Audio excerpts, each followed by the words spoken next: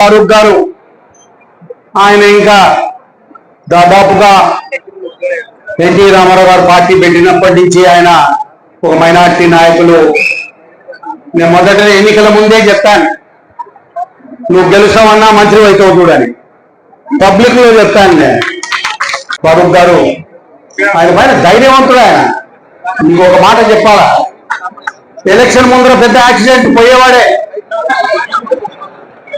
కానీ ఆయన మళ్ళా లేచి వచ్చి రక్తం అంతా మరి ఈరోజు ఒక మంత్రిగా ఉన్నాడంటే ధైర్యం.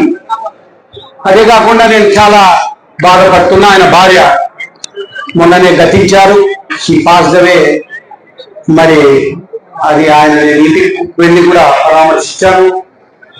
అయినప్పటికీ ధైర్యం ఉంది, ఆయన ప్రజాసేవ చేయాలన్నటువంటి కమిట్మెంట్ ఉంది. కాబట్టి ఈరోజు ఆయన మళ్ళీ పబ్లిక్ లోకి వచ్చి పనిచేస్తా ఉన్నారు. వారికి కూడాను ఆయుర ఆరోగ్యాలు ఆ భగవంతుడు ప్రసాదించాలని చెప్పి నేను